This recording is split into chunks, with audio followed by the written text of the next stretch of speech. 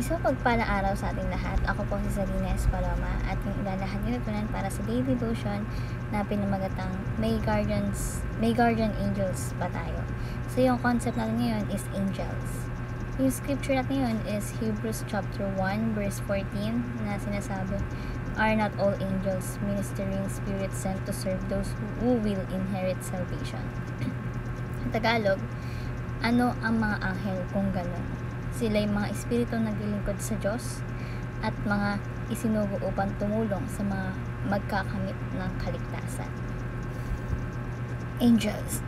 Yung so ngayon, yung teaching natin o yung katulad natin ngayon is number 1, believers do not have guardian angels.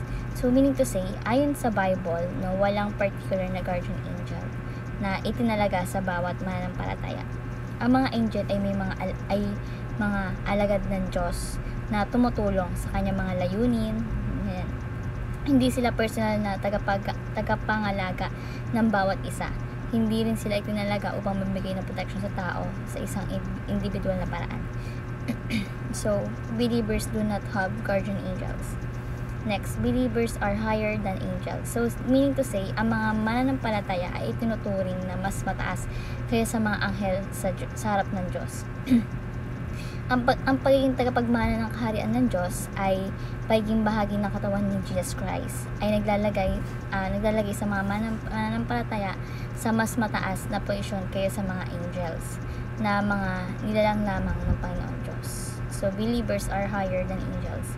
And lastly po is, believers are being ministered by angels. So, sinasabi ko na bagamat yung mga mananampalataya ay mas mataas kaysa mga angel, ang Diyos ay patuloy na ginagamit ang mga anghel upang maglingkod sa atin. Ang kanilang ministeryo ay para sa ating kabutihan at bilang bahagi ng plano ng Diyos. So, believers are being ministered by angels. So, bilang application po is number 1, treat angels as servants of God. So, sinasabi dito na dapat nating tandaan na ang mga angels ay hindi mga tagapaglingkod para sa atin, kundi mga alagad yan ng Panginoong Hesukristo na nagsisilbi sa kanyang layunin, no? So, wag natin gawing object of worship yung mga angel. Halimbawa, sa tuwing magdadasal tayo, i-focus natin yung pansin kay God, no? At wag magdasal o magbigay ng pansin sa mga angels, saint, Mary. Dapat direkta kay God, no? Maaaring makita mo sila bilang mga alagad ng Diyos, ngunit sila ay naroon upang maglikod sa kanyang layunin, hindi para tayo magbigay pansin sa kanila. So, dapat kay God lang tayo magpo-focus. So, treat angels as servants of God. Yung mga angels is i-treat natin as servant, alagad ng Panginoon Diyos. Next, do not fear fallen angels or demons. So, meaning to say, ang mga mananampalataya ay may autoridad kay Kristo laban sa mga demonyo, bad spirit, at angel na nahulog.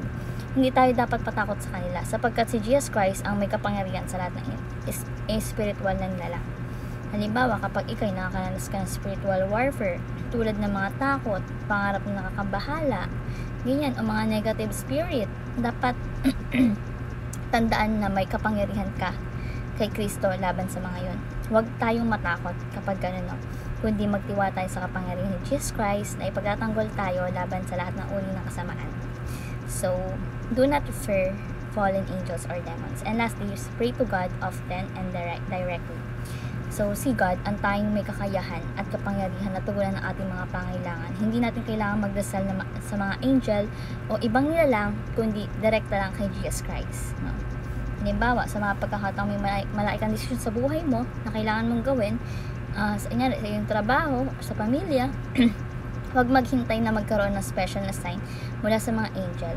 Magdasal ng tapat kay God, humingi mo yung kanyang knowledge and wisdom about dun sa gagawin mong decision or at ano man yung gagawin mo na kaloob sa Panginoon. So, let's pray to God often and directly. Kay Lord lang tayo magdasal, hindi sa mga alagad niya, hindi sa mga saints, angel, Mary, kay Lord lang. So, ayun ang aking daily devotion na meron kayo mag-share sa iba at syempre ma-pray sa ating buhay. Thank you po sa pakikinig at God bless po sa ating lahat.